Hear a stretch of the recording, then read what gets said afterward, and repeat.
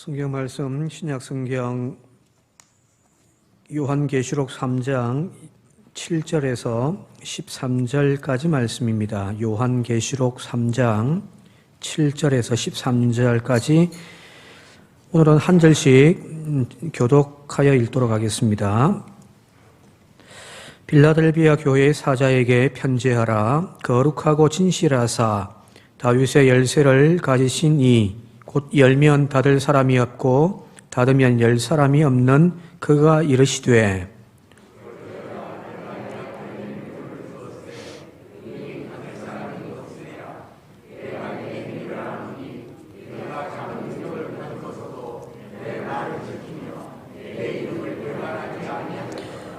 보라, 사탄의 회당 곧 자칭 유대인이라 하나 그렇지 아니하고 거짓말하는 자들 중에서 몇을 내게 주어 그들로 와서 내 발 앞에 절하게 하고 내가 너를 사랑하는 줄을 알게 하리라.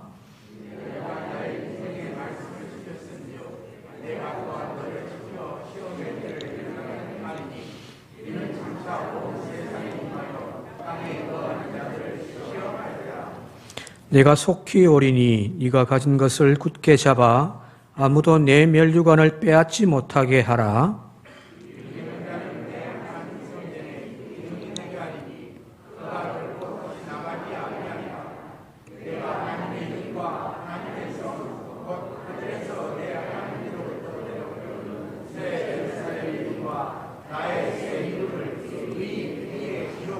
함께 읽겠습니다. 귀 있는 자는 성령이 교회에게 하시는 말씀을 들을지어다. 아멘. 이스라엘을 일컬어서 광야의 민족 혹은 광야에서 탄생한 민족이라고 하는 말이 있습니다. 실제로 유대인들은 자기 자신들을 광야가 원천이다라고 말하기도 합니다. 유대인들에게 있어서 광야란 아주 특별한 장소라는 거예요. 성경에서 등장하고 있는 이 광야라고 하는 곳은 특별히 하나님의 백성과 하나님의 일꾼들을 훈련시키는 그런 대표적인 영성학교라고 할 수가 있습니다. 대표적으로 광야 40년 미디안 광야에서 양치기 하던 그 목동이었던 모세가 이제 거의 자포자기하며 살아갔던 그가 불꽃 가운데서 임하였던 하나님을 만나서 소명을 받았던 장소가 바로 광야잖아요. 그리고 그가 이스라엘 백성들을 이끌어서 하나님의 말씀을 전달해주고 하나님의 백성으로 훈련시켰던 장소도 바로 광야 40년입니다. 다윗이 왕이 되기 전에 유다 광야에서 사울을 피하여서 도피 생활을 하며 하나님의 일꾼으로 단련되어지고 훈련되어졌던 장소도 바로 유다 광야예요. 예수님께서 공생애를 시작하시기 전에 40일 동안 금식하셨던 장소도 바로 광야죠, 그죠? 유대 땅이 지금 이스라엘 땅을 가보면 거의 한 60, 70% 정도가 광야예요. 쓸모없는 땅이라고 하는 그 광야란 말이에요. 그럼에도 불구하고 하나님은 이 쓸모없는 땅을 하나님의 백성, 하나님의 일꾼들을 훈련시키는 장소로 사용하신다는 이야기입니다. 왜 이토록 하나님은 광야를 선호하시고 당신의 일꾼들을 훈련시키는 장소로 사용하실까? 바로 성경적인 관점에서 이 광야는 어떤 의미일까? 다 잘 아시겠습니다만 이 광야는 내가 의지하고 있는 모든 것들이 다 쓸모없어져 버리는 땅이란 말이에요. 내가 짊어지고 갔던 먹을거리, 마실거리, 나중에는 다 사라져 버리고 이제 물을 구할 수 없는 그런 장소잖아요. 내 힘으로도 어떻게 할 수가 없고 내 재능으로도 어찌 할 수 없는 것들을 깨닫게 되어지는 장소가 바로 여러분들 광야입니다. 즉 자신의 모든 것을 내려놓을 수밖에 없는 것, 내 힘으로 어떻게 할 수 없으니까. 그래서 내 모든 것들을 내려놓을 수밖에 없는 것이 바로 광야이고 그 자리에서 비로소 우리는 하나님을 보게 되어지고 영적인 새로운 도약을 이루어낼 수 있는 장소가 바로 광야이기 때문입니다. 저리도 말씀드렸습니다마는 동양의 종교와 중동 지방의 서양의 종교가 다른 이유는 동양은 자연의 여러 범신론을 섬기잖아요. 그죠? 근데 서양은 특히 중동 지방은 유일신을 섬긴단 말이에요. 유대교, 기독교, 또 이슬람교. 왜 그런가? 그곳에는 철저하게 절대적인 신이 나를 돕지 아니하면은 살 수 없는 장소이기 때문입니다. 바로 이 광야라고 하는 것은 굳이 장소만 있는 것은 아닙니다. 우리 인생에서 겪게 되어지는 수많은 시련, 고통이 곧 우리에게 있어서 광야일 수도 있다는 거예요. 탕자가 아버지 집을 떠나기만 하면은 이 아버지 집안에서 내가 벗어나기만 하면은 독립하기만 하면은 내가 모든 것을 이룰 수 있겠다라고 하는 그런 어떤 환상을 가졌던 아들이 바로 탕자잖아요. 그러나 그가 자신의 꿈이 얼마나 헛된 것이었는지, 허황된 것이었는지를 깨닫고 돌아오는 그 시점이 언제냐는 거예요. 성공해서 돌아왔습니까? 아니잖아요. 모든 가지고 있던 재물을 다 탕진해버리고 이제 거지꼴이 되어져서 누군가가 돼지가 먹는 주염 열매조차도 주는 사람이 없을 그때에, 즉 줄여 죽는구나 라는 사실을 그가 깨닫게 되어졌을 때, 그때 아버지의 집이 생각났고 그 아버지의 집이, 아버지의 품이 얼마나 소중한 것인지를 비로소 깨닫게 되어지고 그의 눈이 바뀌어진 거죠. 그죠? 자신의 망상은, 그 스스로의 망상은 빨리 고갈되어질수록 좋은 거예요. 탕자가 가지고 있던 그 모든 것들 빨리 사라져버려야 되는 거예요. 이런 탕자 같은 놈에게는 돈 많은 것이 오히려 독이 되어지는 거죠. 주변에 많은 사람들이 따랐을 거예요. 왜? 돈 보고. 주변에 많은 이자들이 그를 졸졸 따라다녔을 거예요. 왜? 돈 보고. 그러니 돈도 빨리 떨어져야 되고 주변에 거머리 같던 돈만 쫓던 그 벗들도 빨리 사라져 버려야 비로소 탕자는 인간답게 살 수가 있다는 이야기잖아요.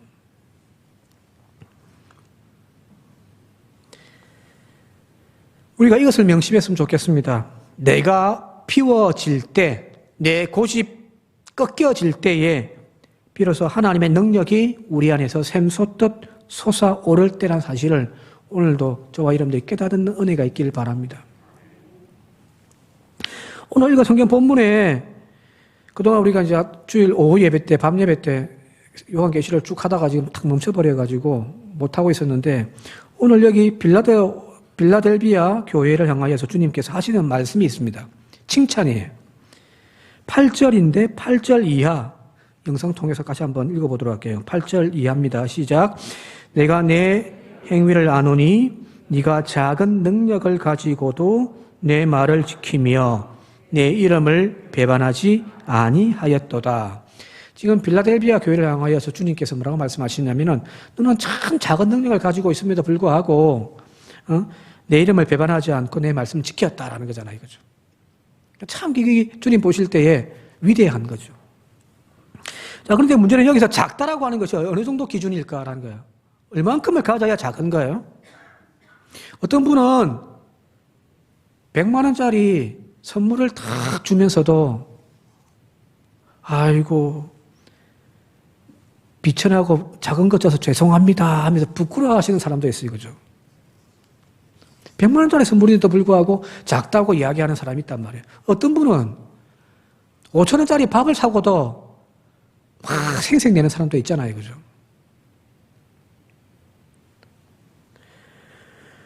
교회도 마찬가지예요.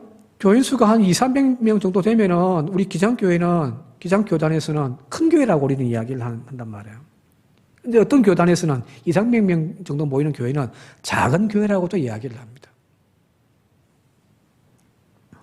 이 말은 무슨 말이냐면 주변의 상황과 기준에 따라 가지고 그 크기가 크다 작다라고 하는 기준이 다 다를 수 있다는 거예요. 그죠? 뭐 몇 조 원 가지고 있는 분이 뭐 1,000만 원이 뭐 돈이 크겠어요? 근데 뭐 한 푼 없는 우리가 1,000만 원이면 와 크다라고 이야기하는 거잖아요. 그죠? 기준이 다 다를 수 있다는 거예요. 자, 그런데 여기 오늘 성경 본문에서 이야기하고 있는 이 작다라고 하는 단어는 그 의미가 명확해요.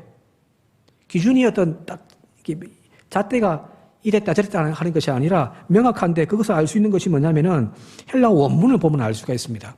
제가 한번 읽어드릴게요. 이 작은 능력으로라고 한 표현이 미크란 에케이스 디나민이에요. 헬라 원문은 그렇게 되어 있습니다.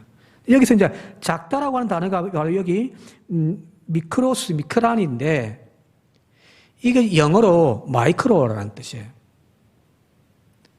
마이크로라는 이 단위는 물리적으로 1m 정도를 한다고 한다면 이거를 100만 분의 1로 쪼갠 거예요. 센치로 계산해 보니까 제가 뭐 산수는 할 줄은 아니까 100만 분의 1m가 어느 정도 되냐면은 0.0001cm. 어느 정도예요? 이거는 눈으로 볼 수 있는 것이 아니에요. 현명으로 들여다 볼 수 있는 단위도 아니란 말이에요. 그 돋보기로요. 그래서 이 0.0001cm의 크기, 이 미크로스라고 하는 단위는 현미경으로만 들여다 봐야 될 정도의 크기예요. 작다, 이 기준이 말 그대로 어떤 100만 분의 1 정도의 크기밖에 안 되는 거죠. 자, 그런 점에서 단순히 작은 능력, 작은 힘만을 의지하는 것이 아니라 지금 빌라델비아가 소유하고 있는 그 능력이라고 하는 것은 미크로스예요. 100만 분의 1밖에 안 되는 아주 미천한 거죠. 그죠? 더 정확하게 이야기한다면은 지금 빌라델비아가 소유하고 있는 능력이라고 하는 것은 거의 없다라고 보시면 되는 거예요. 우리끼리는 그냥 부자다, 가난하다, 똑똑하다, 무식하다, 우리는 그렇게 비교할 수 있겠지만 하나님의 눈에 보았을 때에 우리가 가지고 있는 것이 얼마나 되겠습니까? 좀 착각하지 않았으면 좋겠습니다. 내가 배운들, 내가 지식을 가진들 하나님의 지혜에 비하면은 미끄러스예요. 아닌가요? 자, 그럼에도 불구하고 이 작은 능력으로도 거의 없다라고 볼 정도의 그런 능력을 가지고 세상을 이기는 자가 되어지고 세상이 감당할 수 없어. 여기 오늘 본 말씀에도 그 이야기 표현이 나옵니다만은 9절에 그들이 와서 내 발 앞에 절하게 하고 표현대로 세상이 감당할 수 없어서 무릎 꿇는 그런 교회가 되어졌다라는 거예요. 그게 위대한 것 아닌가요? 사도 바울이 자신의 사역을 되돌아보면서 이렇게 고백을 합니다. 고린도후서 12장 10절입니다. 같이 한번 읽어볼게요. 시작. 그러므로 내가 그리스도를 위하여 약한 것들과 능력과 궁핍과 박해와 공고를 기뻐하노니 이는 내가 약한 그때의 강함이라. 고린도전서 1장 25절입니다. 하나님의 어리석음이 사람보다 지혜롭고 하나님의 약하심이 사람보다 강하니라. 앞서 이야기했듯이 사람의 지혜가 얼마나 뛰어나다고 할지라도 하나님의 지혜에 비하면 아무것도 아니에요. 그걸 깨닫는 것이 전도서잖아요. 헛되고 헛되다. 헛되고 헛되다. 내가 다른 사람들보다 더 많이 가져다 보았고 더 높은 자리에 올라다 보았고 더 많은 것들을 내가 지식을 습득도 해보았지만 헛되다란 말이에요. 그때 말하는 헛되다는 말은 필요 없다가 아니라 안개예요. 아주 작은 미세한 먼지라는 거예요. 잠시 있다 사라져버리는 거란 말이에요. 하나님의 지혜에 비하면 우리는 아무것도 아니에요. 따라서 나를 내려놓고 하나님의 능력의 손에 붙잡혀 있을 때 우리는 진정한 위대한 존재가 되어지더라는 것이 바로 사도 바울의 고백인 거잖아요. 사도 바울은 엄청난 지식을 성경 말씀을 배웠던 그래서 말 그대로 막 자기의 지혜에 똘똘 뭉쳐 있었던 인물이었단 말이에요. 젊을 때 그 사울은요. 그런데 하나님을 만나고 부활하신 예수 그리스도를 만나고 난 이후에는 꼬라져 버리잖아요. 그 꼬라졌다는 것이 뭘까요? 자기 것 다 내려놓게 되어지는 거죠. 자기 것 내려놓고 자기가 알고 있던 것 다 내려놓고 이제 하나님의 손에 탁 붙잡힌 바 되어졌을 때 사도 바울은 위대한 주님의 종이 되어지는 겁니다. 그래서 바울의 그 다른 고백처럼 내게 능력 주시는 자 안에서 내가 모든 것을 할 수 있다라고 고백을 하는 거죠. 그죠? 내가 할 수 있다가 아니에요. 이때 나는 이제 내려놓는 거예요.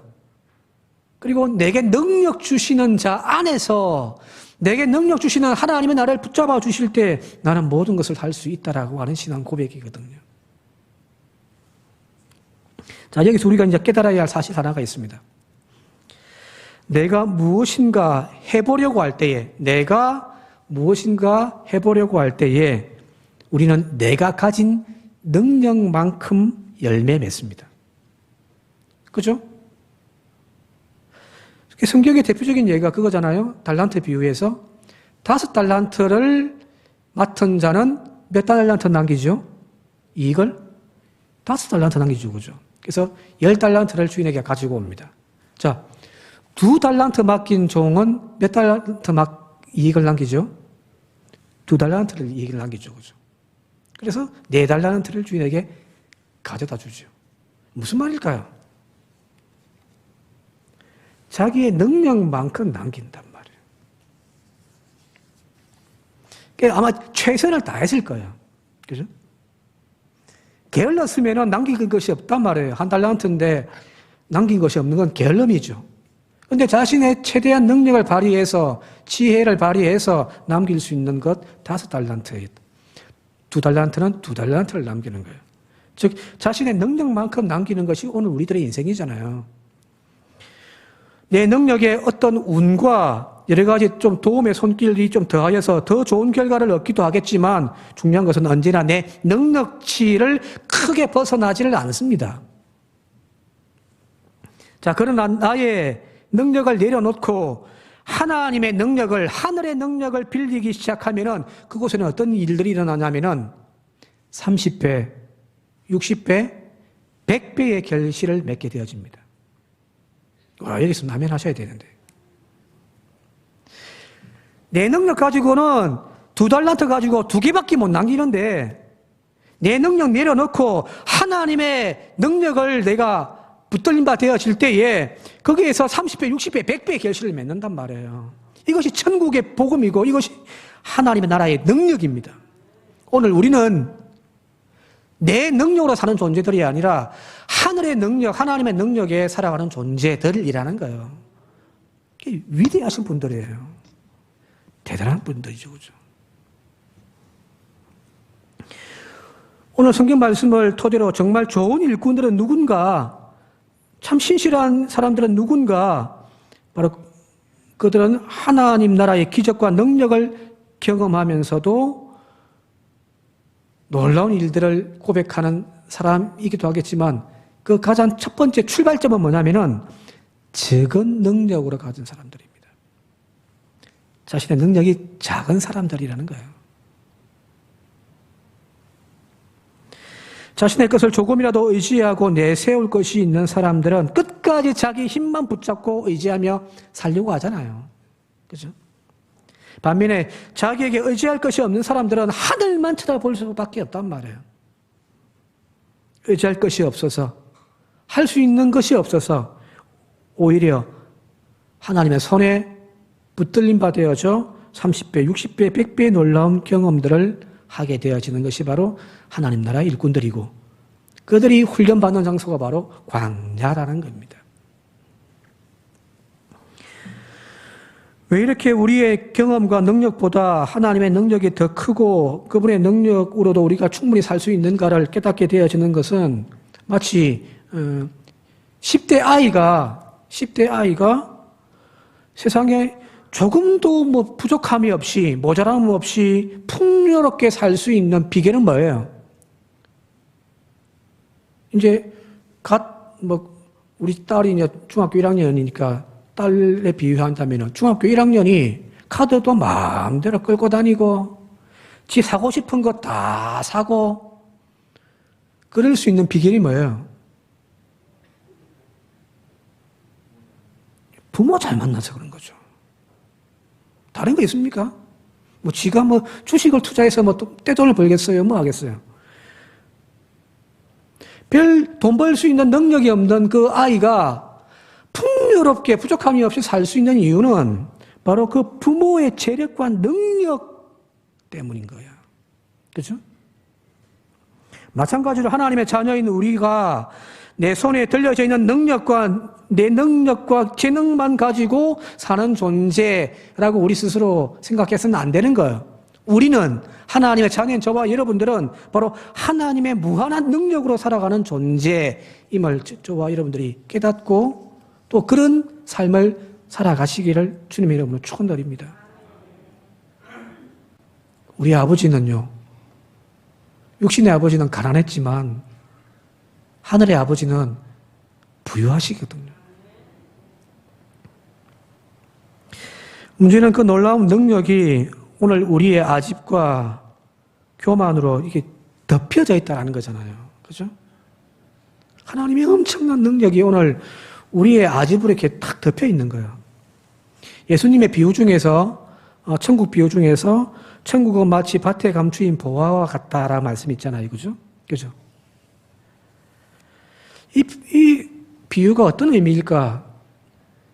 좀 생각해 보면은 하나님의 능력, 천국의 그 보화가 세상적인 것들로 내 지식과 내 수단과 내 방법이라고 하는 흙으로 덮여져 있더라는 거예요.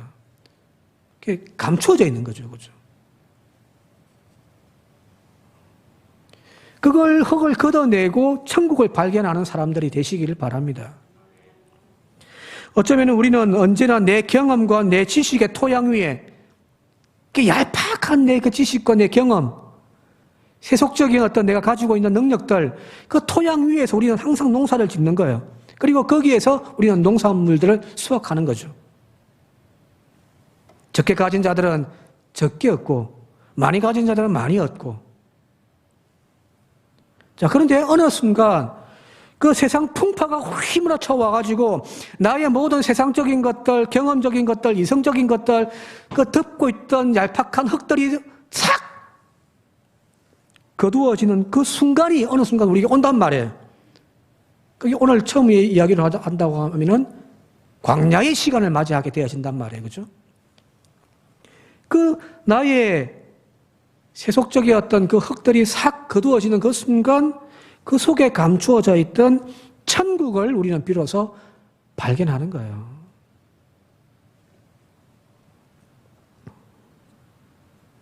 이제 내 능력으로 살아가는 존재가 아니라 이제는 하나님의 능력으로 살아가는 거죠. 그래서 우리에게는 이 광야의 시간이 필요합니다. 복음서에 등장하는 예수님의 가르침과 사역에서도 주님이 늘 말씀하셨던 천국은 어떤 사람들의 것이라고 말씀하셨냐면은 첫 번째, 천국은 가난한 자들의 것이라고 했잖아요. 팔복에 가난한 자는 복이 있나니 천국이 저희들의 것이다라는 거예요. 천국은 가난한 자들의 것이에요. 또 어린아이들을 축복해 주시면서 그 가운데 세워놓고 사는 말씀이 천국은 이런 어린아이와 같은 자의 것이다라고 말씀하셨단 말이에요. 오늘 우리의 관점에서 이 아이들이란 약하고 이 가난이란 부끄러운 것이요 우리는 여기지만은 오히려 그 가난함과 약함이 하나님의 능력을 불타오르게 하는 불쏘시개가 되어지는 거죠. 그죠? 내가 가진 것이 없을수록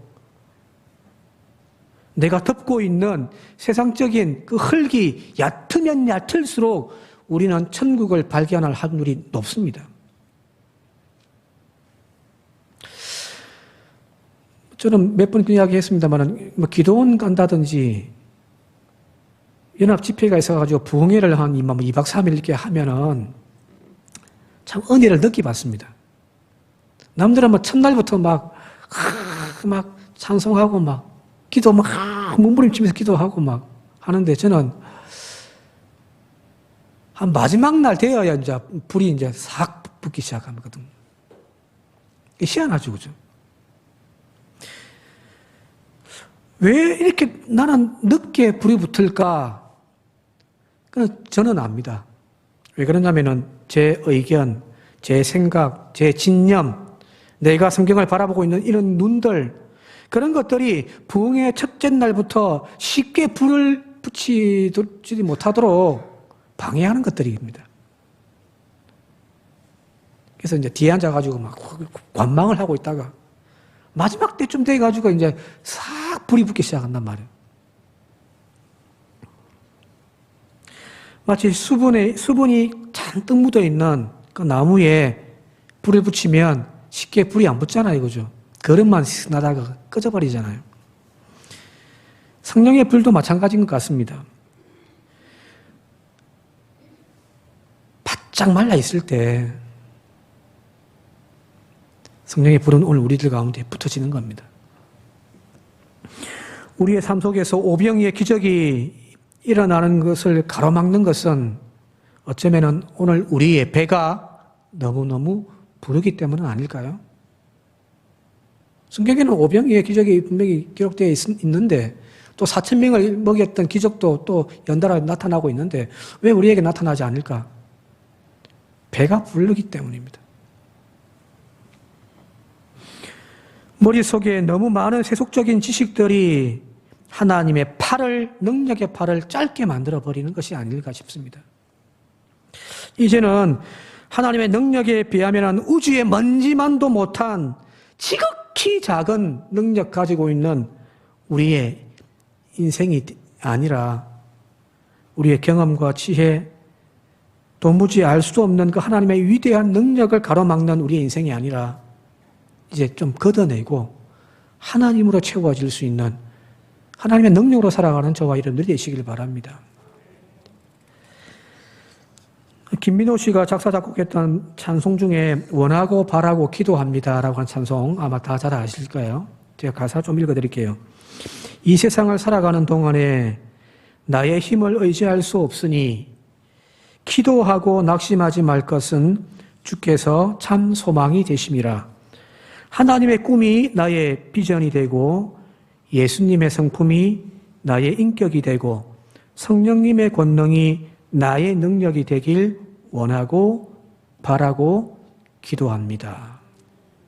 찬양처럼 내 권능과 내 능력이 아니라 이제 성령님의 권능이 나의 능력이 되어지는 저와 여러분들이 되시길 바랍니다.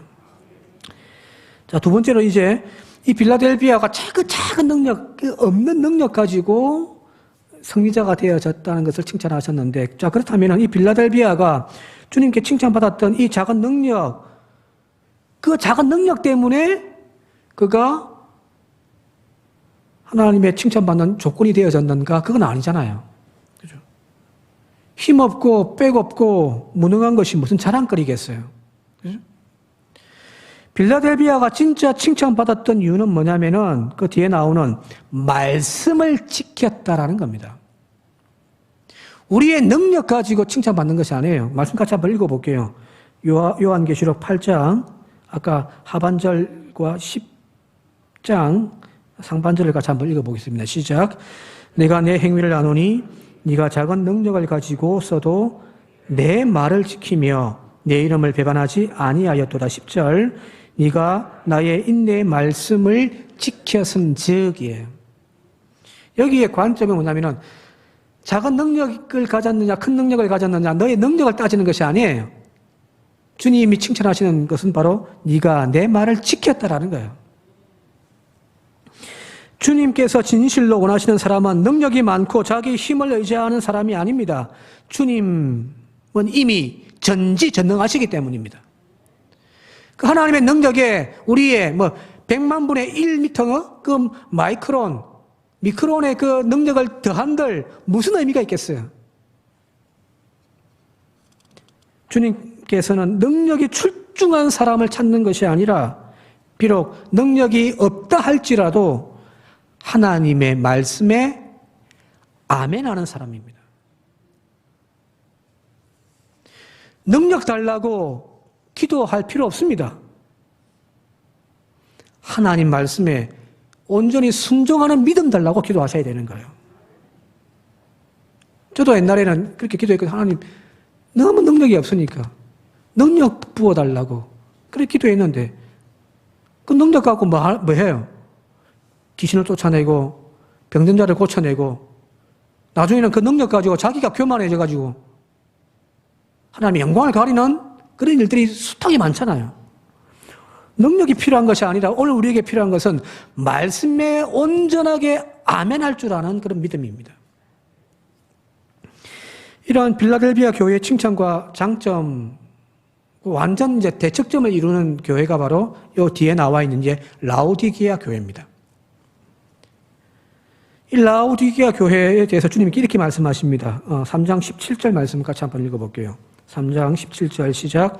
네가 말하기를 나는 부자라 부유하여 부족한 것이 없다 하나 내 공고한 것과 가련한 것과 가난한 것과 눈먼 것과 벌거벗은 것을 알지 못하는도다. 자, 빌라델비아 교회는 능력도 없고 가진 것도 없는 그런 교회인데 여기 라오디게아 교회는 실질적으로 부유한 도시의 부유한 교회였습니다. 그런데 주님은 지금 그들이 가지고 있는 그 부유함에도 불구하고 곤고하다, 가난하다고 말씀하고 계시잖아요. 그죠? 왜 그럴까요?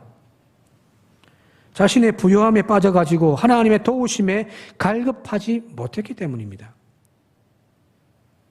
하나님의 능력으로 사는 교회가 아니라 자기의 부유함, 자기의 가지고 있는 것들로 행하였기 때문에 라오디게아 교회는 빌라델비아 교회와 반대로 주님의 책망을 받는 거예요. 자신의 풍요로운 지식, 경험, 소유하고 있는 것들, 그 재능이 결국 하나님의 말씀을 가려버린 거죠. 덮어버린 거예요. 말씀의 아멘이 아니라 자기의 능력대로, 자기의 경험대로 신앙생활 하려고 했다는 거예요. 그러니 열매 맺는 것은 조금밖에 없는 거죠. 자, 이 라오디게아 교회를 향하여서 지금 짠 나타나서 말씀하시는 주님을 어떻게 표현해 놓는지 보면 좀 알 수 있어요. 각 교회들마다 주님을, 예수님을 각각 표현해 놓은 표현들이 다 다른데 라오디게아 교회에 말씀하시는 주님을 이렇게 표현해 놨습니다. 14절입니다. 14절 하반부 함께 읽겠습니다. 시작. 아멘이시요 충성되고 참된 증인이시요 하나님의 창조의 근본이신 이가 말씀하시되, 이 말씀을 하시는 예수님을 뭐라고 표현하냐면은 아멘이시요 충성되고 참된 증인이라고 이야기를 하는 거죠. 무슨 말일까요? 지금 라오디게아 교회가 아니라 자신의 능력이 없지만 아멘하는 그 빌라델비아 교회는 칭찬을 하시는데 라오디게아 교회는 아멘이 없는 거예요. 왜? 자기의 능력대로만 살고 있기 때문입니다. 자, 그러면 칭찬받는 교회, 정말 하나님의 손에 붙들림 바 되어져서 놀라운 일들을 이룰 수 있는 교회는 어떤 교회일까요? 많고 적음이 아니에요. 그죠? 아멘하는 믿음이 있느냐 없느냐일 겁니다. 제 말씀 정리해 마치도록 할게요. 정말 약하고 작은 교회는 어떤 교회일까? 정말 약하고 작은 교회는 어떤 교회일까? 그것은 단순하게 교인의 숫자가 적은 교회가 아닙니다. 바로 복음의 진리를 제대로 지킬 줄 모르는 교회입니다. 수많은, 수십만, 수백만이 모인 교회라고 할지라도 신앙에 절개가 없고요. 말씀에 아멘하고 순종하는 믿음이 없는 교인들만 모여있다고 한다면 그 교회는 주님께서 보실 때에 작은 교회예요. 반면에 정말 힘 있는 교회가 되고자 한다면 다른 것 다 제쳐놓고 우선 하나님 말씀에 붙들림 바 되어지고 바른 복음을 가지고 자신의 능력과 자신의 경험과 자신의 지식으로 신앙생활함이 아니라 내려놓고 하나님 말씀에 무조건 아멘할 줄 알고요. 순종할 줄 아는 교인들이 모여있는 그 교회가 큰 교회겠죠. 오늘 우리 교회가 비록 내세울 것은 별로 없습니다. 그죠? 우리 교회가 적은 교회라고 할지라도 최소한 성도 한 사람 한 사람이 말씀에 갈급해 하시고요. 그리고 그 말씀을 가슴에 품고 온전히 실천하려고 최소한 몸부림치는 그런 몸짓들이 하나님 보실 때에 아름다운 믿음이 아닌가 싶습니다. 그 교회가 하나님이 칭찬하시는 교회인 줄 믿습니다. 여전히 연약한 믿음이지만은 그럼에도 불구하고 말씀의 삶을 살아보겠노라고, 그 말씀의 아멘의 삶을 살아보겠노라고 몸부림치는 저와 여러분들의 이번 한 주간이 되시기를 바랍니다. 그 말씀에 진짜 붙들림 받아질 때에 저는 믿습니다. 30배, 60배, 100배의 결실의 열매가 맺혀지는 우리의 인생이 되어질 줄을요. 이번 한 주간 땅의 능력이 아니라 하늘의 능력으로 살아가는 우리 모든 성도들이 되시기를 주님의 이름으로 축원드립니다. 함께 기도드리겠습니다. 고마우신 아버지 하나님, 광야를 경험하게 하옵소서.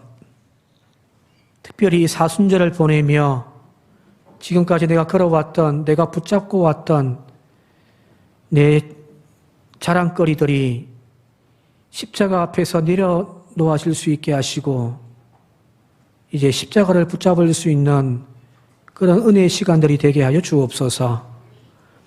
내 능력으로 열매 맺는 우리의 인생이 아니라 이제는 하나님의 능력과 하나님의 권세로 살아가는 저희가 되게 하여 주옵소서.